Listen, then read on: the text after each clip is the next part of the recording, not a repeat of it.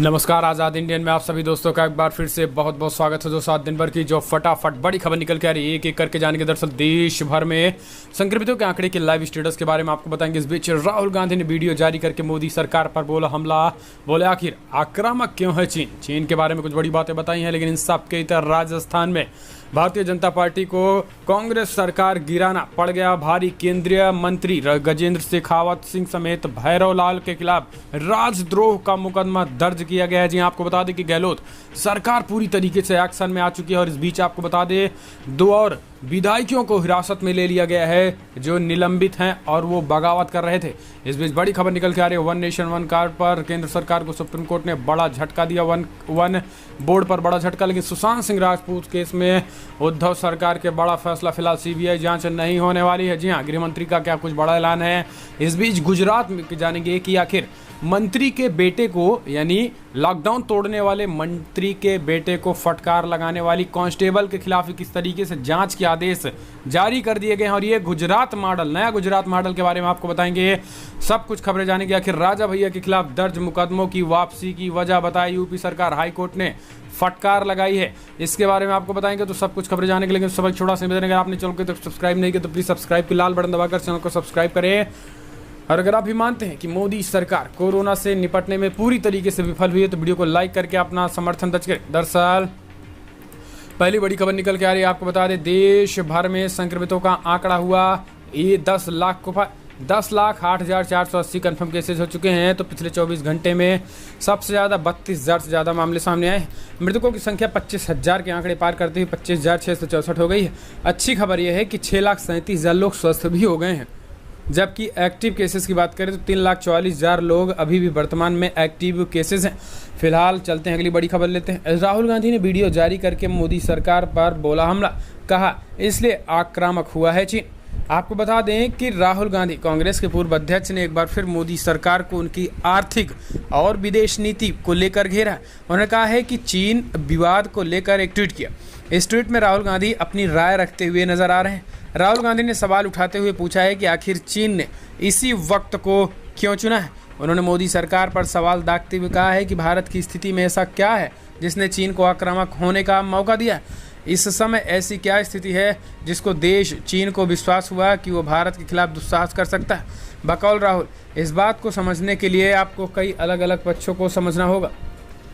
दरअसल राहुल गांधी ने कहा कि देश की सुरक्षा किसी एक बिंदु पर नहीं टिकी है, बल्कि ये कई कामों का संगम होता है। इसमें कई तरह की व्यवस्थाएं भी समायोजित होती हैं। देश की विदेशी संबंधों से होती है, उनकी रक्षा अर्थव्यवस्था से होती है, रक्षा जनता की भावनाओं से होती हैं। और उन्होंने कहा कि इस संदर्भ में जनता को जो दृष्टिकोण है, राहुल गांधी ने कहा कि पिछले 6 सालों में ऐसा क्या हुआ जिसकी वजह से भारत सभी क्षेत्रों में क्षतिग्रस्त व संकटग्रस्त हुआ।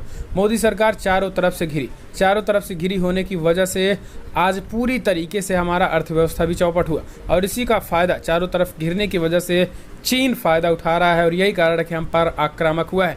जो कि मोदी सरकार चारों तरफ से फेल हुई है, तब जाकर ये पूरी तरीके से घटनाक्रम है। हम चलते हैं अगली बड़ी खबर लेते हैं। आपको बता दें कि राजस्थान ऑडियो टेप केस, केंद्रीय मंत्री गजेंद्र शेखावत और विधायक भंवर लाल के खिलाफ राजद्रोह का केस दर्ज। आपको बता दें कि राजस्थान में उठा सियासी बवाल शांत होने का नाम नहीं ले रहा है। वायरल ऑडियो टेप मामले में केंद्रीय मंत्री गजेंद्र शेखावत, कांग्रेस से निलंबित विधायक भंवर लाल शर्मा और हिरासत में लिए गए संजय जैन के खिलाफ राजद्रोह के प्रावधान के तहत मामला दर्ज किया गया। इसमें आपराधिक षड्यंत्र रचने की धारा भी लगाई गई है। अशोक राठौर, एडीजी, एटीएस और एसओजी ने बताया है कि गुरुवार को सामने ऑडियो टेप को लेकर कांग्रेस नेता महेश जोशी की ओर से 2 शिकायतें मिली थी। इसके बाद धारा 124A राजद्रोह और 120B आपराधिक षड्यंत्र के तहत 2 एफआईआर दर्ज की गई है। वहीं मामले में गजेंद्र सिंह शेखावत का कहना है कि वो संजय जैन को नहीं जानते। उन्होंने कहा कि संजय जैन कौन है मैं नहीं जानता हूँ, मैं सैकड़ों संजय जैन को जानता हूँ, तो ये कौन है पता ही नहीं है। इसके अलावा शेखावत ने न्यूज़ 18 से कहा कि ऑडियो में मेरी आवाज़ नहीं है, ये कोई फर्जी टेप है। लेकिन आपको बता दें कि राजस्थान अशोक गहलोत सरकार पूरी तरीके से एक्टिव हुई है और केंद्रीय मंत्रियों तक भी शिकंजा कसना शुरू हो गया है और राजद्रोह यानी सरकार गिराने को लेकर और सरकार के खिलाफ साजिश रचने के खिलाफ मुकदमा दर्ज कर लिया गया है। जिसके बाद अब केंद्रीय मंत्री गजेंद्र शेखावत फिलहाल यू टर्न लेते नजर आ रहे हैं। लेकिन राजस्थान से भिड़ना, गहलोत से भिड़ना भाजपाइयों के लिए भारी पड़ गया है। हम चलते हैं अगली बड़ी खबर। डूबती कंपनी के लिए पतंजलि को एसबीआई ने दिया 1200 करोड़ रुपए का कर्ज। आपको बता दें कि बैंक जिस किसी खुद की ही अपनी बैलेंस शीट को खराब करते हैं, इसका एक उदाहरण भारतीय स्टेट बैंक की ओर से पतंजलि कंपनी को दिए गए कर्ज से समझा जा सकता है। दरअसल बैंक ने एक ऐसी कंपनी को खरीदने के लिए कर्ज दिया है जो पहले से ही घाटे में जा रही है और जिसके भविष्य में लाभ में जाने की भी कोई संभावना नहीं है। दरअसल भारतीय स्टेट बैंक को एक शेयर धारक को प्रतिक्रिया देते हुए अनायास ही अपने घाटे के सौदे को उजागर कर दिया। इसका ताज़ा उदाहरण है रुचि सोया उद्योग, जिनके शेयर नीचे गिरते जा रहे थे, फिर भी बैंक को वो निवेश के लिए सही लगती है। ऐसे मामलों के लिए ये एक प्रमुख उदाहरण है। जानकारी के अनुसार वित्त वर्ष 2019 और 20 में एसबीआई ने रुचि सोया इंडस्ट्रीज के खाते की गैर निष्पादित परिसंपत्तियों में कॉलम में 446 करोड़ रुपए की राशि लिखी है और इसके साथ ही एसबीआई ने पतंजलि आयुर्वेदा में भी लगभग 3200 करोड़ रुपए दिए हैं। 3200 करोड़ रुपए, जिनमें से आपको बता दें कि वास्तव में एसबीआई के नेतृत्व में इसमें तेजी के साथ ये दिए जा रहे हैं, जबकि इसमें पतंजलि भी इस समय घाटे में जा रही है। तो घाटे बैंक क्यों ना जाएं, बैंक स्वयं घाटे में जा रहे हैं। हम चलते हैं अगली बड़ी खबर लेते हैं। आपको बता दें कि राजस्थान क्राइसिस हिरासत में लिए गए संजय जैन, विश्वेंद्र सिंह और भंवरलाल पार्टी से निलंबित हुए हैं। दरअसल राजस्थान में सियासी उठापटक के बीच तेजी के साथ ऑडियो टेप वायरल और सार्वजनिक होने के कारण अब कांग्रेस ने बीजेपी पर जोरदार हमला बोला है। पार्टी के वरिष्ठ नेता रणदीप सुरजेवाला ने शुक्रवार को कहा है कि 20 से 35 करोड़ रुपए में विधायकों की निष्ठा खरीदने की कोशिश की गई। वीडियो कॉन्फ्रेंसिंग के जरिए मीडिया को संबोधित करते हुए सुरजेवाला ने कहा है कि कोरोना वायरस से संक्रमितों की संख्या 10 लाख से ज़्यादा हो गई है और चीन ने हमारी सरजमी पर कब्जा कर लिया है। इसके बावजूद सरकार सत्ता लूटने में लगी है। वहीं अब ऑडियो क्लिप मामले में संजय जैन को हिरासत में ले लिया गया है। उन्होंने कहा है कि इस बार गलत प्रांत में चुनौती दे दी गई है। आपको बता दें कि सुरजेवाला ने स्पष्ट तरीके से मोदी सरकार को चेतावनी दी। उन्होंने कहा है कि गहलोत से भिड़ना आपके लिए ठीक नहीं है। और इस बीच रणदीप सुरजेवाला ने गजेंद्र सिंह शेखावत, जो कि केंद्रीय मंत्री हैं, उनकी तत्काल गिरफ्तारी की मांग की है। फिलहाल हम चलते हैं अगली बड़ी खबर लेते हैं। आपको बता दें कि one nation one board supreme court ने खारिज किया, कहा बच्चों को बोझ और क्यों बढ़ाना चाहते हैं। सुप्रीम कोर्ट ने शुक्रवार को वन नेशन वन बोर्ड की मांग वाली याचिका पर सुनवाई करने से इनकार कर दिया। कोर्ट ने देश भर में 6 साल से 14 साल की उम्र के सभी बच्चों के लिए वन नेशन वन बोर्ड के साथ तमाम शिक्षा की मांग रखने वाली जनहित याचिका को खारिज कर दिया है। कोर्ट ने सुनवाई करते हुए कहा है कि छात्र पहले से ही स्कूल बैग के बोझ से दबे हुए हैं। इस मामले में अश्विनी उपाध्याय द्वारा याचिका दायर की गई थी, जिस पर सुनवाई करते हुए न्यायमूर्ति DY चंद्रचूड़ ने कहा है कि छात्र पहले ही भारी स्कूल बैग के बोझ में दबे हुए हैं, आप उनके बोझ को और क्यों बढ़ाना चाहते हैं। आपको बता दें ये तेजी के साथ मामले। हम चलते हैं अगली बड़ी खबर लेते हैं। आपको बता दें कि सुशांत सिंह राजपूत केस महाराष्ट्र के गृह मंत्री अनिल देशमुख ने CBI जांच की मांग ठुकराई। बोले अंतिम रिपोर्ट पर दी ये जानकारी। देशमुख कहते हैं कि मेरे पास भी कैंपेन के कई ट्वीट्स आए हैं, लेकिन मुझे नहीं लगता कि CBI की जांच कराई जानी चाहिए। दरअसल सुशांत सिंह राजपूत निधन के बाद सोशल मीडिया पर CBI जांच की मांग लेकर फैंस कैंपेन चला रहे हैं। सिनेमा और राजनीति की कई हस्तियों ने भी सुशांत की आत्महत्या की जांच CBI से कराने की मांग की। ताज़ा जानकारी के मुताबिक महाराष्ट्र के गृह मंत्री अनिल देशमुख ने CBI जांच की मांग खारिज कर दी है। मीडिया रिपोर्ट के मुताबिक अनिल देशमुख ने कहा कि सुशांत सिंह राजपूत की आत्महत्या के मामले में CBI जाँच की जरूरत नहीं है। मुंबई पुलिस इस मामले की जांच करने में सक्षम है। CBI जांच की भी किसी भी मांग को नहीं माना गया है। आपको बता दें कि देशमुख कहते हैं कि मेरे पास भी कैंपेन के कई ट्वीट्स आए हैं, लेकिन मुझे नहीं लगता कि CBI जांच की कोई आवश्यकता है। हम चलते हैं अगली बड़ी खबर लेते हैं। गुजरात से निकल के आ रही, जहां पर गुजरात मॉडल का नया अनोखा मंत्री के बेटे को फटकार क्या लगाई। कांस्टेबल सुनीता यादव के खिलाफ ही जाँच के आदेश दे दिए गए हैं। आपको बता दें कि गुजरात की बात निकल के आ रही, जहां पर तेजी के साथ हालात बदल रहे हैं। गुजरात के मंत्री के बेटे को फटकार लगाकर सुर्खियों में आई LRD सुनीता यादव की मुश्किलें बढ़ती जा रही हैं। Sunita police commissioner RB Brahmadatt ने सुनीता के खिलाफ 3 आरोपों में जांच के आदेश दिए।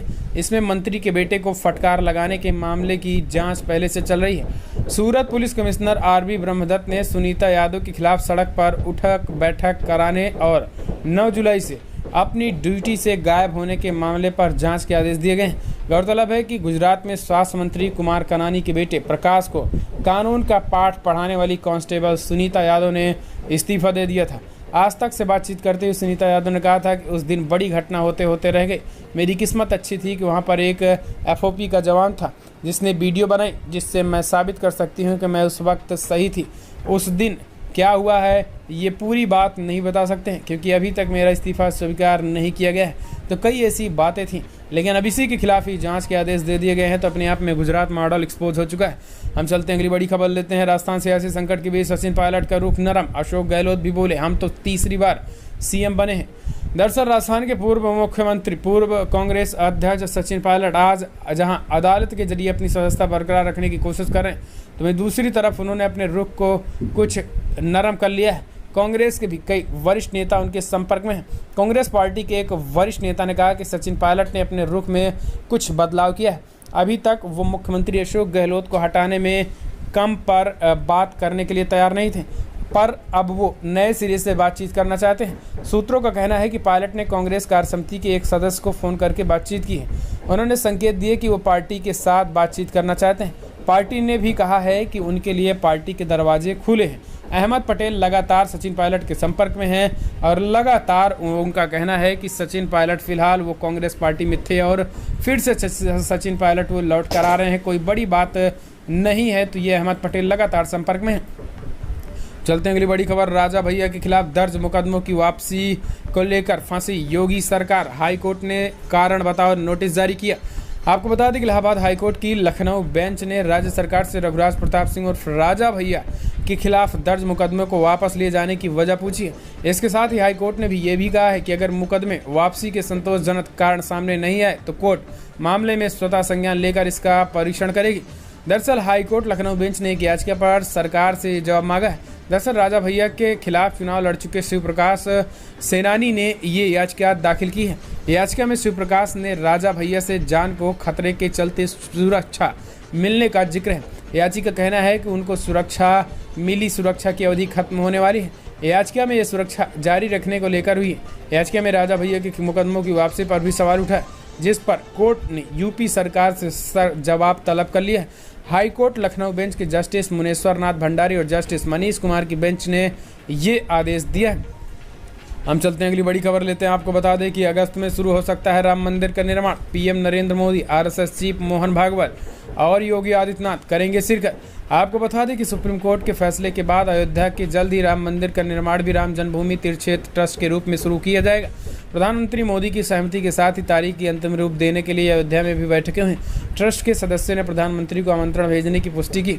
इस बात की संभावना है कि बैठक जल्द से जल्द हो सकती है और मोदी और सीएम योगी के साथ साथ आरएसएस चीफ मोहन भागवत भी अयोध्या आ सकते हैं।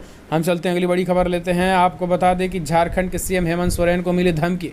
मेल लिखकर कहा सुधर जाओ नहीं तो जान से मार देंगे। झारखंड के मुख्यमंत्री हेमंत सोरेन को जान से मारने की धमकी मिली है।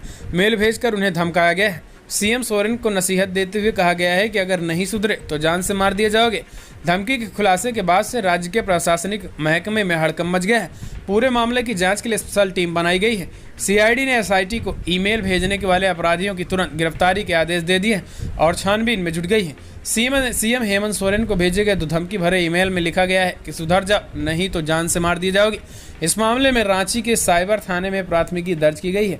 कहा जा रहा है कि सीआईडी ने ईमेल एड्रेस के आईपी एड्रेस को निकाल लिया है और उसके आधार पर जल्द ही अपराधियों की गिरफ्तारी हो गई। हम चलते हैं अगली खबर लेते हैं। आपको बता दें कि प्रवासी मजदूरों के आर्थिक हालात पर बरसी मायावती ने जताई चिंता।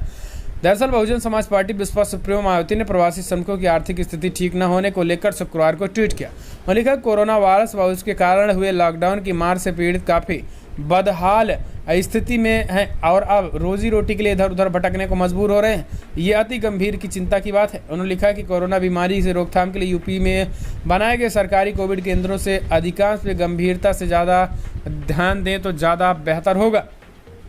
हम चलते हैं अगली बड़ी खबर लेते हैं। आपको बता दें बिग ब्रेकिंग, दुनिया भर में जो आंकड़े निकल के आ रहे 1 करोड़ 38 लाख के आंकड़े पार कर गए। 1 करोड़ 38 लाख 8 हज़ार कन्फर्म केसेस, तो मृतकों की संख्या 5,90,000 के पार कर गई है। इस बीच अगर बात करें हम यूनाइटेड स्टेट में तो 35,33,000 कन्फर्म केसेस, तो 1,38,000 करीब लोगों की मौत हो गई है। ब्राज़ील में 20,14,000 कन्फर्म केसेस, तो 76,000 करीब लोगों की मौत हो गई है।